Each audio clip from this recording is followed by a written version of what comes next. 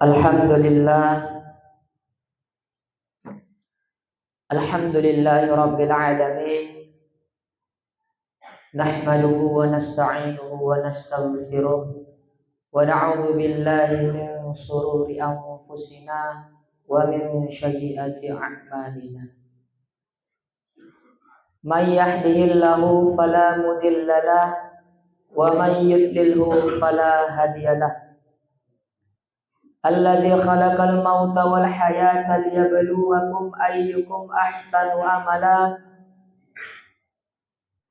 Asyhadu an la ilaha illallah wahdahu la syarika lah wa asyhadu anna Muhammadan abduhu wa rasuluh.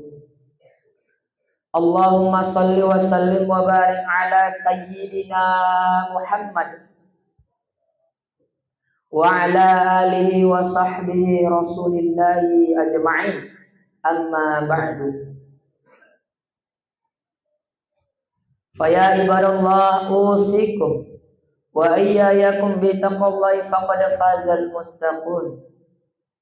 Ittaqullaha haqqa tuqatih wa la tamutunna illa wa antum muslimun. Qala Allah Ta'ala fi kitabihil karim, a'udzu billahi minasy syaithanir rajim. Bismillahirrahmanirrahim. Qul in kuntum tuhibbunallah fattabi'uni yuhibbukumullah wa yaghfir lakum dzunubakum wallahu ghafurur rahim. Qala Nabi sallallahu alaihi wasallam fi kitabihil hadits, igtanim khamsan qabla khamsin, syababaka qabla haramika wa sihhataka qabla saqamika wa ghinaka qabla faqrika wa faraghuka qabla saglika wa hayataka qabla mautika. Sadaqallahul azim wa sadaqa rasulullahil karim. Alhamdulillah, jamaah Jumat yang dimuliakan oleh Allah Subhanahu wa taala. Marilah sama-sama kita memanjatkan, marilah sama-sama kita meningkatkan, marilah sama-sama kita menguatkan kualitas ketaatan kita kepada Allah Subhanahu wa taala. Dengan arti taat dan takwa yang sebenar-benarnya, yaitu dengan cara menjalankan segala perintahnya Allah dan menjauhi segala larangannya Allah. Setiap hari Jumat kita mendengarkan khatib menyampaikan, wahai jamaah, sama-samalah kita tingkatkan kualitas ketaatan dan ketakwaan kita kepada Allah Subhanahu wa taala. Sesuatu hal yang sering diingatkan berarti penting, sesuatu hal yang sering dibicarakan berarti penting, sesuatu hal yang sering kita buat, yang kita dengar itu adalah penting. Ketika kita ada undangan pergi ke gedung DPR, ketika kita ada undangan ke Istana Negara, jam 5:10 haruslah sampai di Istana Negara. Saking kan kita merasa pentingnya undangan itu, jam 4:30 kita membuat alarm. Saking kan pentingnya undangan itu, kita sampaikan kepada anak istri kita agar mengingatkan kita agar tidak lupa. Saking pentingkannya undangan itu, kita minta sama orang-orang tetangga kita agar mengingatkan kita agar kita tidak terlupa undangan itu. Maka anak istri kita selalu membicarakannya kepada tetangga. Anak istri kita berbangga-bangga menceritakannya bahwa suaminya diundang di Istana Negara. Orang-orang di kampung berbangga bahwa ada orang yang di kampungnya diundang di Istana Negara. Orang-orang di sekitarnya senang, sering mengingatkannya bahwa tanggal seminggu lagi, 7 hari lagi, 6 hari lagi, 5 hari lagi, Bang, engkau akan pergi ke Istana Negara. Engkau akan berjumpa dengan para pemimpin, engkau akan berjumpa dengan Dewan Wakil Rakyat, engkau akan berjumpa dengan mereka semuanya. Maka pergilah, Bang. Sebentar lagi waktu itu akan tiba. Maka akan banyak yang mengingatkan kita. Itulah ketika kita sudah merasa ada sesuatu yang penting bagi kita. Namun setiap Jumat kita selalu mendengar bahwa khatib mengatakan, wahai jamaah, tingkatkan kualitas ketaatan dan ketakwaan kita kepada Allah Subhanahu wa taala. Meningkatkan kualitas ketaatan dan ketakwaan kita kepada Allah Subhanahu wa taala. Setiap hari Jumat kita dengar, setiap hari Jumat kita mendengar perkataan khatib itu. Sampai saat ini apakah ada kita merasa penting meningkatkan kualitas ketaatan dan ketakwaan itu kepada Allah Subhanahu wa taala? Setiap hari Jumat diingatkan khatib sampai tidak lupa mengingatkan itu. Seperti halnya sholat 5 waktu, Allah katakan Nabi, la sholata li jaril masjid illa fil masjid. Sholatlah kalian ke masjid, karena tidak akan diterima sholat orang bagi orang yang tidak sholatnya ke masjid. Lalu azin, lalu muazzin menyampaikan kumandang azannya setiap 5 kali dalam sehari semalam. Sesuatu yang sering diingatkan pasti akan penting. Namun di dalam panggilan Allah yang 5 kali itu, adakah kita sekali saja melangkahkan, meringankan kaki kita untuk melaksanakan sholat ke masjid? Mungkin di antara kita sekian banyaknya saat ini, mungkin hanya beberapa orang yang mampu menjaga sholatnya 5 waktu. Mungkin beberapa orang saja yang mampu sholat 5 waktu. Mereka yang merasa penting, mereka yang merasa takut kepada Allah, mereka yang merasa bahwa sholatlah yang akan menjadi amalan di akhirat nanti. La tazulu qadama 'abdin yaumal qiyamah hatta yus'ala an umrihi fima afnahu wa an 'ilmihi fima fa'ala wa an jismihi fima ablahu wa an malihi min aina iktasaba wa fima anfaqahu wa an jismihi fima ablahu. Awwalu ma yuhasabu bihil 'abdu yaumal qiyamah as-shalah, fa in shalahat shalaha lahu sa'iru amalihi, fa in fasadat fasada sa'iru amalihi. Ketika orang-orang yang bisa menjaga sholatnya, dia merasa penting akan sholatnya, maka seluruh amalnya yang jelek Allah tutupkan menjadi kebaikan. Tapi orang yang sepele dengan sholatnya, orang yang payah mengerjakan sholat, amalannya baik, namun Allah berikan keburukan kepadanya. Maka hadirin jamaah Jumat yang dimuliakan oleh Allah Subhanahu wa taala, marilah sama-sama kita meningkatkan kualitas ketaatan kita kepada Allah Subhanahu wa taala. Kita tidak akan pernah bisa menjadi seorang wali, tidak akan pernah bisa menjadi seorang yang soleh, orang alim, orang yang bisa menjaga sholat kalau kita tidak mau merubah diri kita sendiri. Ada orang di luar sana yang telah berhijrah. Dia mengatakan, aku berjanji. Setelah apa dia berhijrah? Setelah dia melihat di luar sana banyak orang-orang yang kesusahan. Setelah apa dia berhijrah? Setelah dia melihat ada ternyata satu dari anggota keluarganya yang telah dipanggil oleh Allah nyawanya dalam keadaan su'ul khotimah. Kenapa dia berhijrah? Dia telah melihat ada orang jutaan di luar sana yang mati dalam keadaan buruk, yang mati dalam keadaan syirik, yang mati dalam keadaan mensekutukan Allah. Karena Allah katakan, innallaha la yaghfiru an yushraka bihi wa yaghfiru ma duna dzalika liman yasha wa man yusyrik billahi faqad iftara itsman 'adziman. Dia mengetahui bahwa syirik tidak akan diampuni Allah dosanya, namun ada salah satu keluarga tetangganya yang mati dalam keadaan menduakan Allah. Sehingga dia takut, dia bertaubat kepada Allah. Namun taubatnya hanya beberapa saat saja, hanya beberapa minggu saja, hanya beberapa bulan saja, dia kembali seperti semula. Karena yang pertama, dia salah dalam mengambil suasana. Yang kedua, dia salah dalam mengambil pergaulan lagi. Yang ketiga, dia salah dalam mengambil teman.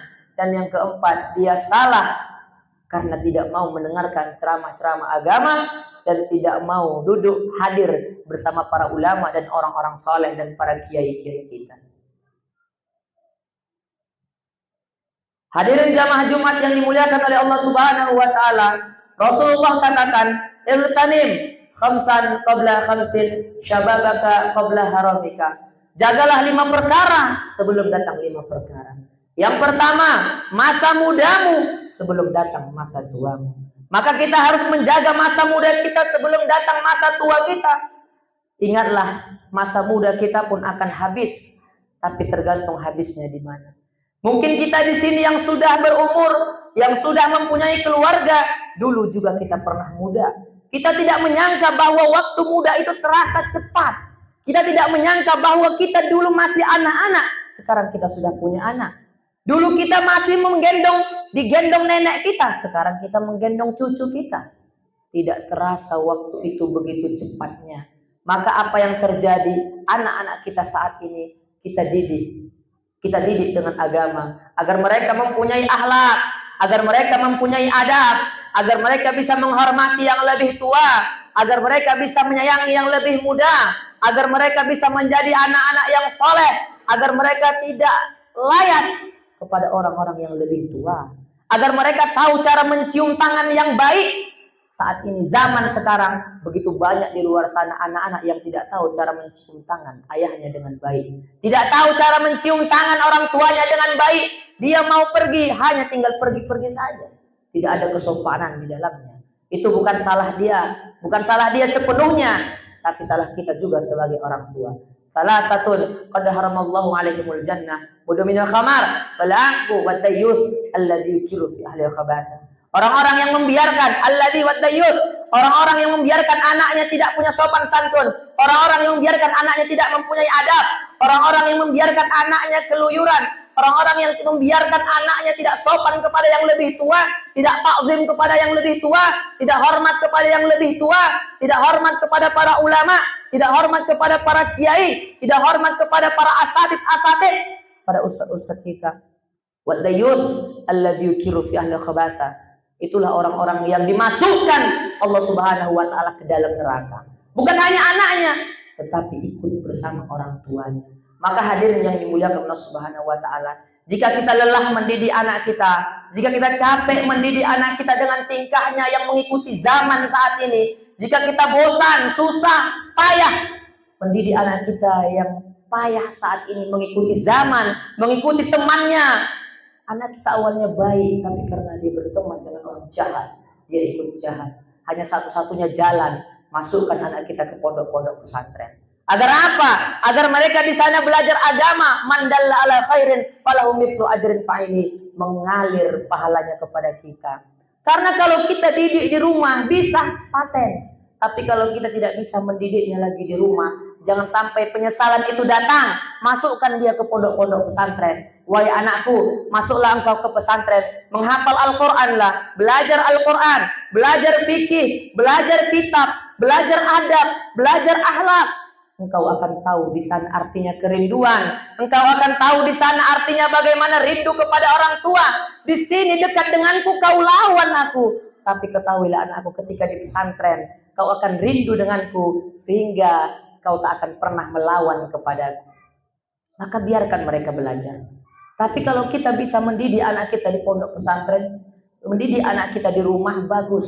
Tapi kalau kita merasa kita gagal dalam mendidik anak kita, kita lihat semakin dewasa dia bukan semakin baik, tapi semakin jahat, masukkanlah sebelum terlambat. Kapan kata terlambat itu datang? Ketika ajal kita sudah menjemput. Ketika ajal kita sudah menjemput, tak ada yang ditakutinya lagi di dunia ini. Dia akan berbuatnya sesuka hatinya. Dia akan mengatakan apapun yang dikehendakinya. Sebab dia tak hormat lagi. Dan dia sudah tak mempunyai yang ditakutinya lagi. Yaitu kita sebagai ayahnya yang telah meninggalkan dia. Ketika kita mati, apa yang kita harapkan dari mereka? Mereka mendoakan kita. Mereka yang menjadi imam sholat jenazah kita. Tapi ternyata sirna seketika. Karena kita gagal dalam mendidiknya dan mengasihnya ilmu agama. Yagtanim khamsan qabla khamsin, syababaka qabla haramika, wa sihhataka qabla saqamika. Yang kedua, sehatmu sebelum datang masa sakitmu. Ketika engkau sehat, engkau beribadah kepada Allah benar-benar. Jangan sampai ketika sakit kau minta sehat, sementara sehat kau tak bersyukur kepada Allah Subhanahu wa taala. Yagtanim khamsan qabla khamsin, syababaka qabla haramika, wa sihhataka qabla saqamika, wa ghinaka qabla fakrika, wa faraghuka qabla saglika. Yang ketiga ialah masa kayamu sebelum datang masa miskinmu. Ketika engkau mempunyai uang yang banyak, bersedekahlah. Idza mata al-insan inqata'a anhu amalu illa min thalathatin, sadaqatin jariyatin aw ilmin yuntafa'u bihi aw waladin shalihin yad'u lahu. Ketika engkau mempunyai duit, bersedekahlah. Karena dengan sedekahlah itulah yang akan menjadi amal pahala jariyahmu. Yang keempat ialah masa waktu luangmu. Ni'matani maghburun fi makatsir minan nas, as-sihah wal faragh. Waktu luang yang Allah berikan kepadamu, waktu istirahat yang Allah berikan kepadamu. Engkau boleh saja istirahat dalam bekerja, istirahat dalam beribadah.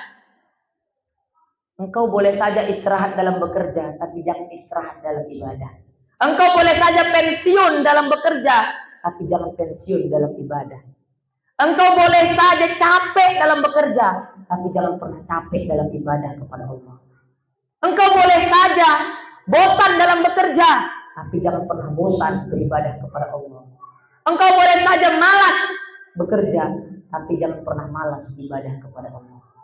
Berapa banyak pun gajimu, berapa tinggi pun jabatanmu, jika Allah katakan engkau hina, hinalah engkau di kalangan masyarakat dan yang lain-lainnya. Tapi ketika engkau menomorsatukan Allah, ketika engkau hanya memandang Allah yang nomor satu, maka disitulah kemuliaan akan datang kepadamu. Yang terakhir, wahayataka qabla mautika, hidupmu sebelum datang masa matimu. Inilah yang terakhir jamaah Jumat yang dimuliakan oleh Allah Subhanahu wa taala, bahwa hidup kita hanyalah sementara. Hidup kita hanyalah sebentar. Saat ini kita hidup di negeri kita Indonesia yang kita cintai. Di saat ini kita hidup di negeri kita yang kita cintai, tapi begitu banyak cobaan yang kita hadapi di negeri kita sendiri. Kita seperti hidup di bawah ketiak orang-orang yang ada di atas kita. Kita ditekan, kita direndahkan, kita dihina, kita dijatuhkan, suara kita tidak didengar, aspirasi kita tidak didengar. Saat ini kita sama-sama merasakan, sama-sama mengetahui bahwa hidup di negeri ini ternyata sangatlah keras. Mereka yang berpangkat, mereka yang berjabatan, sesuka hatinya mereka membuat peraturan-peraturan yang tidak sejalan dengan agama kita, yang tidak sejalan dengan akal logika kita. Sehingga saat ini kita merasakan bahwa harga BBM naik, kita rasakan harga minyak makan tidak turun-turun, kita rasakan semuanya serba naik. Kita lihat di mana-mana kemiskinan semakin meningkat, orang-orang susah semakin meningkat, orang-orang sekarang banyak yang mati dalam kelaparan. Kenapa ini terjadi? Mereka mengatakan, yang mempunyai jabatan, mereka mengatakan bahwa subsidi Pertamina, Pertalite dihabiskan. Subsidinya dihilangkan karena apa? Karena dialihkan kepada dana-dana bantuan. Berapa banyak bantuan yang diberikan mereka? Ada orang di sini mungkin hanya sebagian saja yang diberikan bantuan, tidak semua. Dan mereka pun paling memberikan bantuan 600.000. Mereka paling membantukan berapa sebulan? Sementara mereka membandingkan bahwa harga Pertalite dengan di luar negeri dengan di Amerika. Mereka katakan kalau di sana lebih mahal. Ada yang 30.000 di negara lain, ada yang 20.000, ada yang 15.000. Kita Pertalite 10.000. Banyak yang protes katanya. Hadirin jamaah Jumat, kita harus berpikir cerdas. Mereka di luar negeri memahal minyaknya, tapi mereka dapatkan gaji 30 sampai 60 juta sebulan. Gaji pokok mereka mahal banyak, 30 juta.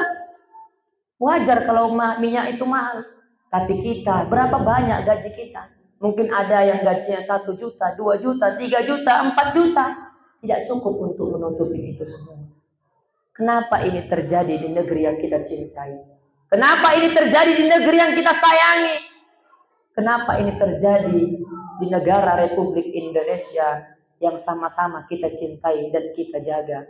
Bahwa ini tidak lepas dari berbagai macam keinginan-keinginan, kehendak-kehendak orang-orang yang ada di atas sana, yang mempunyai tujuan pribadi, yang mempunyai keinginan pribadi, yang kita tidak tahu itu apa keinginan mereka di balik ini semua.